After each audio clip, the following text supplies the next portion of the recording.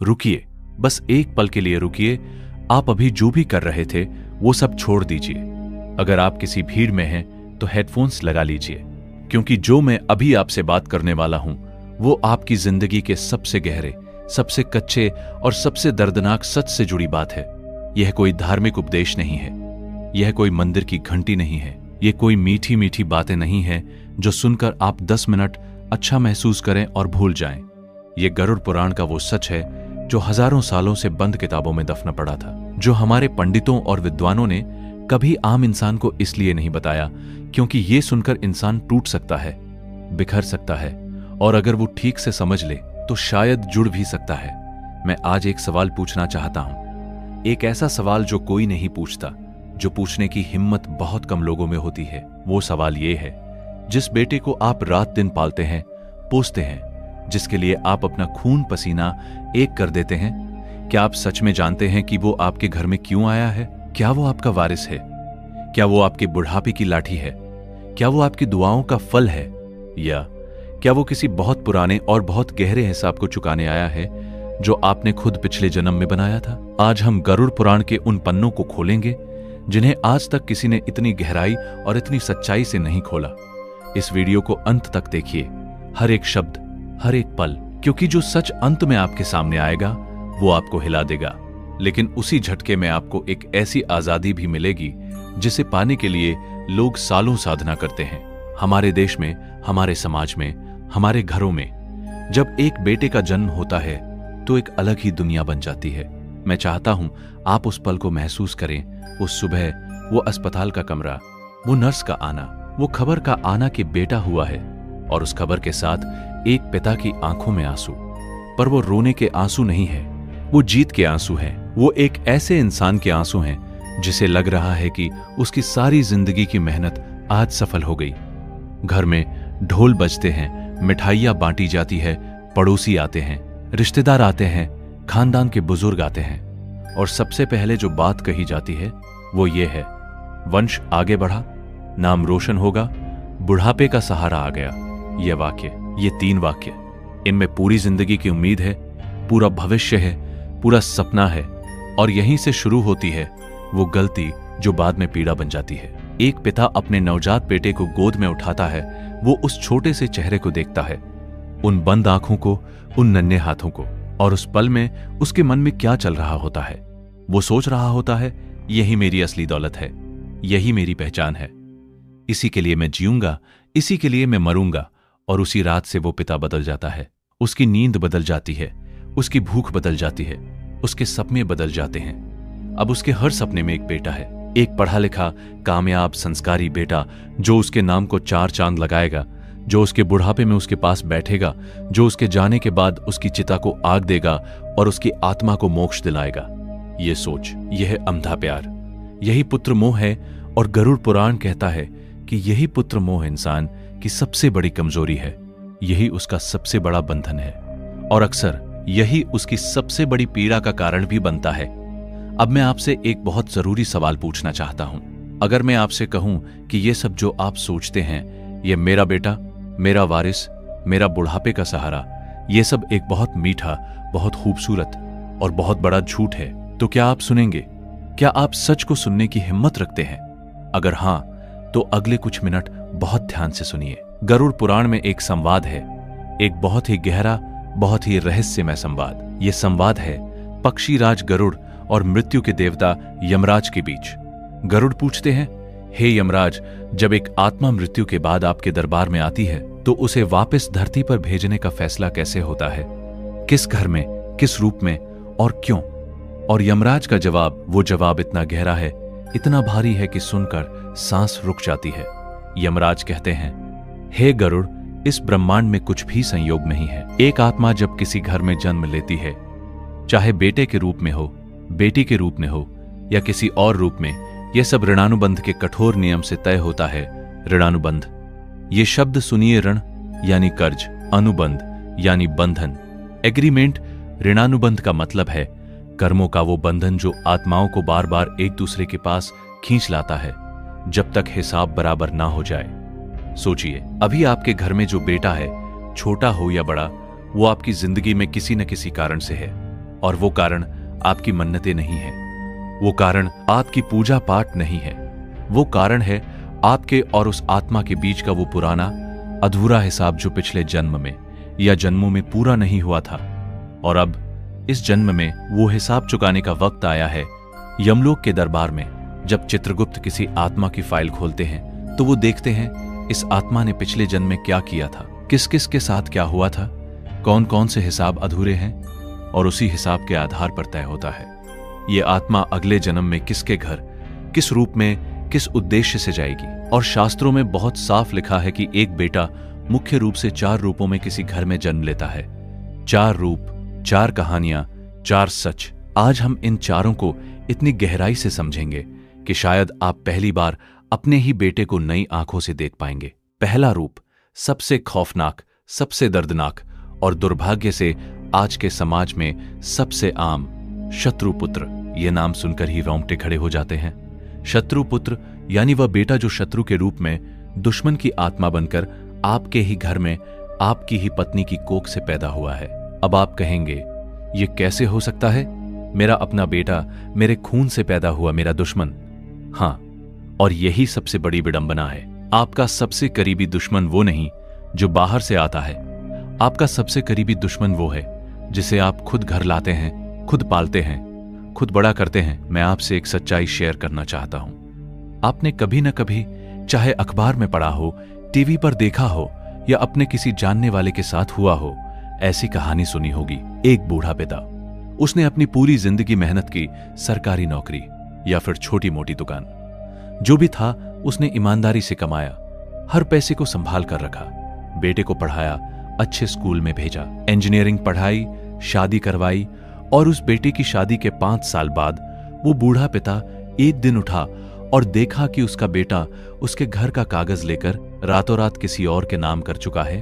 घर गया, पैसे गए और उस पिता को खुद बेटे ने बाहर निकाल दिया। उस पिता की आंखें खाली हो गईं। वो सोच रहा था मैंने तो इसे पाला था, इसके लिए तो मैंने कभी 2 वक्त की रोटी नहीं खाई। इसने ऐसा क्यों किया? वो पिता नहीं जानता था, पर गरुड़ पुराण जानता है। गरुड़ पुराण कहता है किसी पिछले जन्म में, शायद बहुत सालों पहले, आप किसी ऊंचे पद पर थे या आपके पास ताकत थी या धन था, और उस समय आपने किसी बेकसूर इंसान के साथ बहुत बड़ा अन्याय किया था। शायद उसकी जमीन छीनी थी, शायद उसका हक मारा था, शायद उसे इस कदर तड़पाया था कि वो मर गया। और मरते वक्त उस इंसान के दिल में क्या था? बदला। सिर्फ एक ही इच्छा बदला।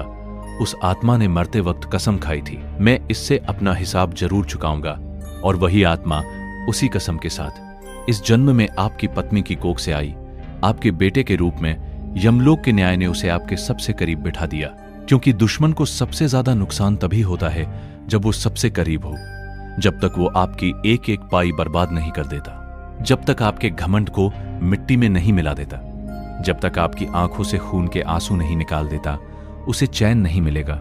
और ये कोई शाप नहीं है, ये ब्रह्मांड का सबसे कठोर और सबसे निष्पक्ष न्याय है। लेकिन यहां एक सवाल उठता है जो हर पिता के मन में उठना चाहिए। अगर शत्रुपुत्र इतना भयंकर है तो क्या मैं उससे प्यार करना बंद कर दूं? क्या मैं उसे दुश्मन समझकर व्यवहार करूं? नहीं, 1000 बार नहीं, क्योंकि ये सच जानने का मतलब भागना नहीं है। इसका मतलब है जागना, और जागने का मतलब है यह समझना कि जो दर्द वो आपको दे रहा है वो आपके ही पिछले कर्मों की वापसी है। वो सजा नहीं, वो चुकौती है। और जब आप इस सच को दिल से स्वीकार कर लेते हैं तो उस क्षण वो बंधन कमजोर होने लगता है। दूसरा रूप ऋणपुत्र, ये रूप शत्रुपुत्र जितना हिंसक नहीं होता, लेकिन इसका दर्द शायद उससे भी ज्यादा गहरा होता है, क्योंकि इसमें आपको दर्द देने वाला कोई बुरा इंसान नहीं होता। इसमें दर्द देती है नियति, किस्मत, वो परमात्मा का वो हिसाब जो कभी गलत नहीं होता। ऋणपुत्र वो बेटा है जो पैदा होते ही या बचपन में ही किसी भयंकर बीमारी का शिकार हो जाता है, और उस बच्चे के माता पिता की जिंदगी बस उसी बच्चे के इर्द गिर्द घूमती रहती है। मैं यहां एक इंसानी कहानी सुनाना चाहता हूं। मेरे एक परिचित है, उनका नाम मैं यहां नहीं लूंगा, लेकिन उनकी कहानी लाखों लोगों की कहानी है। वो एक साधारण सरकारी शिक्षक थे, ईमानदार, मेहनती। जब उनका बेटा 3 साल का था तो पता चला उसे एक दुर्लभ बीमारी है। उन्होंने सब कुछ किया, दिल्ली गए, मुंबई गए, विदेश के डॉक्टरों से ऑनलाइन कंसल्टेशन लिया, जो घर था, बेचा, जो जमीन थी गिरवी रखी, पत्नी रात रात भर रोती रही। वो खुद मंदिरों में जाते रहे। 7 साल तक वो लड़के रहे और एक दिन वो बच्चा चला गया। उन माता पिता के लिए दुनिया रुक गई। वो पिता आज भी कहते हैं, मैंने ऐसा क्या किया था? गरुड़ पुराण का जवाब है, किसी पिछले जन्म में आपने या आपके परिवार ने उस आत्मा के साथ कोई आर्थिक अन्याय किया था। कोई ऐसा कर्ज जो आपने लिया था और नहीं चुकाया, कोई ऐसा धन जो आपने बेईमानी से हड़पा था। वो हिसाब अधूरा था और इस जन्म में वो आत्मा आपकी अपनी औलाद बनकर आई और जब तक उसने अपने हिस्से का वो सब वसूल नहीं कर लिया, अस्पताल के बिलों के रूप में, आपकी नींद के रूप में, आपके आंसुओं के रूप में वो रुकी और जब हिसाब पूरा हुआ वो चली गई। ये सुनकर दिल पत्थर हो जाता है, आंखें भर आती है। लेकिन गरुड़ पुराण यह भी कहता है, यह न्याय क्रूर नहीं है, यह न्याय निष्पक्ष है। ब्रह्मांड में कोई भी दर्द बिना कारण नहीं होता और जब इंसान इस सच को जान लेता है तो उसके दुख में से एक अजीब सी शांति निकलती है। वो शांति जो कहती है, हिसाब हो गया, अब आगे बढ़ो। अब तक हमने 2 बहुत भारी सच सुने, अब एक ऐसा सच सुनिए जो आपके दिल को गर्म कर देगा। तीसरा रूप, सेवक पुत्र। कभी कभी किसी घर में ऐसा बेटा पैदा होता है जिसे देखकर पड़ोसी कहते हैं, यार इनकी किस्मत बहुत अच्छी है। वो लड़का बचपन से ही कुछ अलग होता है। जब सब बच्चे खेलने जाते हैं वो मां के पास बैठता है। जब पिता थके हुए घर आते हैं वो पानी लेकर आता है। जब दादा दादी बीमार पड़ते हैं वो उनकी सेवा करता है बिना किसी शिकायत के। वो कभी नहीं कहता है मुझे क्यों करना है, वो कभी नहीं सोचता है इसमें मेरा क्या फायदा, वो बस करता रहता है। खुद आधी रोटी खाएगा पर मां को पूरी देगा, खुद फटे कपड़े पहनेगा पर पिता की दवा कभी नहीं रुकने देगा, अपनी शादी तक रोक देगा बस इसलिए कि मां बाप के साथ कोई रहे। ऐसा बेटा, ऐसी आत्मा गरुड़ पुराण कहता है, यह वो महान आत्मा है जिस पर आपने पिछले किसी जन्म में कोई बहुत बड़ा, बहुत निस्वार्थ उपकार किया था।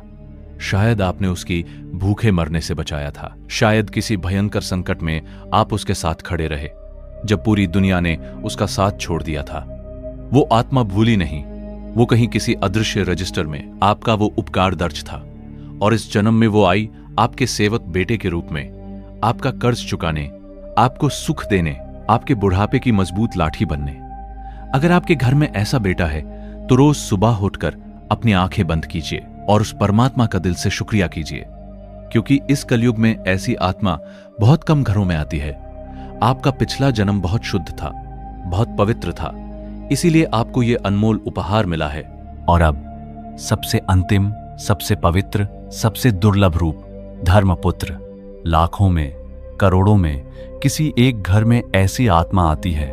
यह वो बेटा है जो सिर्फ माता पिता का नहीं होता, यह पूरे कुल का, पूरे समाज का, पूरी मानवता का होता है।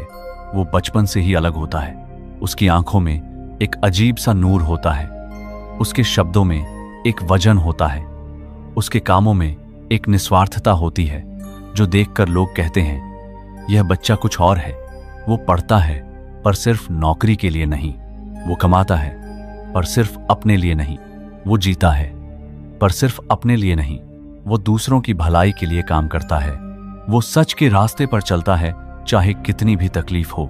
वो भगवान की सच्ची भक्ति करता है, मतलब के लिए नहीं बल्कि प्रेम के लिए। और मृत्यु के बाद उसके महान कर्म इतने शुद्ध होते हैं कि वो अपने माता पिता की आत्मा को भी तार देता है, उन्हें मोक्ष के मार्ग पर ले जाता है। धर्मपुत्र, यह रूप किसी के संचित पुण्यों का फल है। यह रूप उस इंसान को मिलता है जिसने कई जन्मों में अपना जीवन धर्म के लिए, सेवा के लिए, सत्य के लिए जिया हो। और अगर आपके घर में ऐसी आत्मा आई है तो यह ब्रह्मांड का सबसे बड़ा पुरस्कार है। अब यहाँ वो सवाल आता है जो हर माता पिता के मन में होगा, अगर मेरा बेटा मेरी जागीर नहीं है, अगर वो मेरे कर्मों का हिसाब है, अगर वो एक अलग आत्मा है जो अपनी यात्रा पर है, तो मैं क्या करूं? क्या प्यार करना बंद करूं? क्या उसे अपना न मानूं? क्या उसकी परवाह छोड़ दूं? नहीं। गरुड़ पुराण, भगवद गीता, हमारे सारे शास्त्र एक स्वर में कहते हैं नहीं, बल्कि उलटा। जब आप यह जान लेते हैं कि आपका बेटा एक स्वतंत्र आत्मा है, तब आप उससे और भी गहरा, और भी शुद्ध, और भी सच्चा प्यार कर सकते हैं। क्योंकि अब वो प्यार मोह से नहीं निकलता, अब वो प्यार अपेक्षाओं से नहीं निकलता, अब वो प्यार डर से नहीं निकलता। वो प्यार निकलता है करुणा से, समझ से और आत्मा की सच्ची गहराई से। भगवान श्री कृष्ण ने गीता में क्या कहा था? कर्म करो, फल की चिंता मत करो। यही बात माता पिता के लिए भी लागू होती है।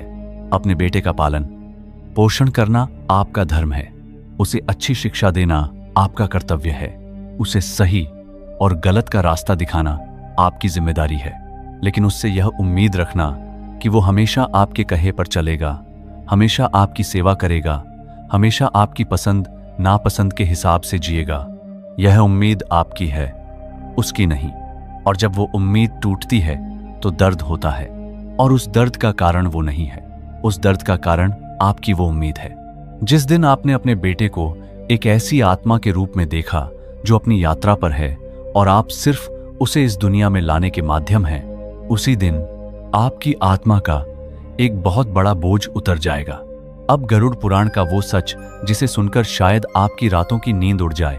जो पिता अपने बेटे के मोह में अंधा हो जाता है, जो पिता अपने बेटे के लिए दूसरों का हक मारता है, जो पिता अपने बेटे को राजा बनाने के लिए बेईमानी करता है, भ्रष्टाचार करता है, गरीबों की रोटी छीनता है। गरुड़ पुराण कहता है उस पिता की मृत्यु के बाद यमदूत उसे सीधे तप्त मूर्ति नरक में ले जाते हैं। वहां उसे लाल गर्म लोहे के खंभों से बांधा जाता है। वो तड़पता है, चीखता है, और जिस बेटे के लिए उसने यह सब किया था वो बेटा उस नरक में उसके पास नहीं आता, क्योंकि पाप बांटे नहीं जाते। पाप सिर्फ उसी के खाते में जाते हैं जिसने किए, और वो बेटा उसी बेईमानी के पैसों से इस दुनिया में मौज कर रहा है। यह सुनकर कुछ लोग कहेंगे यह तो बहुत क्रूर है, लेकिन क्रूरता यह नहीं है। क्रूरता तो वो है जो उस पिता ने की थी जब उसने किसी बेकसूर के आंसुओं की परवाह नहीं की, जब उसने किसी गरीब का हक मारा। ब्रह्मांड का न्याय क्रूर नहीं है, ब्रह्मांड का न्याय बस सटीक है। अब वो बात जो इस पूरे वीडियो की असली जान है, मुक्ति, आजादी, उस ऋणानुबंध के चक्र से बाहर निकलने का रास्ता। गरुड़ पुराण बहुत साफ कहता है, जो इंसान यह सच जान लेता है और इसे दिल से स्वीकार कर लेता है, उसके बहुत सारे कर्म उसी क्षण काट जाते हैं। यह ज्ञान ही मुक्ति है। अगर आपका बेटा आज आपको दुख दे रहा है तो एक पल के लिए रुकिए, अकेले बैठिए, अपनी आंखें बंद कीजिए और दिल से कहिए, हे ईश्वर, हे परमपिता, मेरा जो भी पिछले जन्म का कर्ज था, जो हिसाब अधूरा था, वो आज इन आंसुओं से, इस दर्द से पूरा हो रहा है। मैं इसे स्वीकार करता हूं, मैं इस बंधन से मुक्त होना चाहता हूं। और जब आप यह कह देंगे सच में, दिल की गहराई से, तो आप महसूस करेंगे कि आपके अंदर का एक बहुत पुराना, बहुत भारी पत्थर उठ गया। यही है मुक्ति। यह कोई जादू नहीं है, यह कोई धर्म का ढोंग नहीं है, यह है स्वीकृति का विज्ञान। जब आप किसी दर्द को लड़कर नहीं बल्कि समझकर स्वीकार करते हैं, तो वो दर्द आपको तोड़ नहीं सकता, वो आपको मजबूत बना देता है। मैं आज इस वीडियो को एक बहुत जरूरी बात से बंद करना चाहता हूं। यह बात उन सभी माताओं के लिए है जो आज किसी अकेले कमरे में बैठकर रो रही हैं, उन सभी पिताओं के लिए है जो जिंदगी भर मेहनत करने के बाद आज बेटे की ठंडी नजरों का सामना कर रहे हैं, उन सभी परिवारों के लिए है जो यह समझ नहीं पा रहे कि हमने तो सब सही किया, फिर यह दर्द क्यों? आपने गलत नहीं किया, आप बुरे नहीं हैं, आप अपना कर्ज चुका रहे हैं, और जब हिसाब पूरा होगा तो इस दर्द में से एक नई रोशनी निकलेगी। अपने बेटे से प्यार कीजिए, पर उसे अपनी जिंदगी की एकमात्र जरूरत मत बनाइए। उसे अच्छे संस्कार दीजिए, पर उसके हर फैसले को कंट्रोल करने की कोशिश मत कीजिए। उसे दुनिया की हर खुशी देने की कोशिश कीजिए, पर इसके लिए कभी किसी का हक मत मारिए, क्योंकि जो आप आज किसी और के साथ करेंगे वो कल किसी रूप में आपके पास वापस आएगा। यही है कर्म, यही है सत्य, यही है गरुड़ पुराण का वो कड़वा और नंगा सच। आज हमने एक बहुत लंबी यात्रा की। हमने गरुड़ पुराण के उन पन्नों को छुआ जिन्हें छूने की हिम्मत बहुत कम लोग कर पाते हैं। हमने जाना कि बेटा कोई संपत्ति नहीं है, वो एक आत्मा है जो अपनी यात्रा पर है। वो शत्रु हो सकता है, वो जनी हो सकता है, वो सेवक हो सकता है, वो धर्मपुत्र हो सकता है, पर वो सिर्फ आपका नहीं है, वो परमात्मा का है और आप भी परमात्मा के हैं। इस वीडियो को देखने के बाद अगर आपके दिल में एक भी विचार आया हो, एक भी पुराना दर्द हल्का हुआ हो, एक भी पुराना बोझ थोड़ा सा उठा हो, तो यह वीडियो सार्थक हुआ। इसे उन सभी माता पिता तक जरूर पहुंचाइए जो आज अपने पुत्र के दिए हुए दर्द में अकेले बैठे हैं। उन्हें आज इस रोशनी की जरूरत है। और नीचे कमेंट में लिखिए पूरे गर्व के साथ, पूरे विश्वास के साथ, मेरा ईश्वर ही मेरा असली वारिस है, ताकि वो परम पिता तक आपकी यह आत्मा की आवाज पहुंच सके। आत्म रहस्य चैनल से जुड़े रहिए। अपना, अपने कर्मों का और अपनी आत्मा का बहुत बहुत ख्याल रखिए। वह परमपिता नारायण आपको और आपके परिवार को हर झूठे मोह से मुक्त रखें और आपको वो सच्ची शांति दें जिसे कोई दुनिया की दौलत नहीं दे सकती। जय श्री कृष्ण।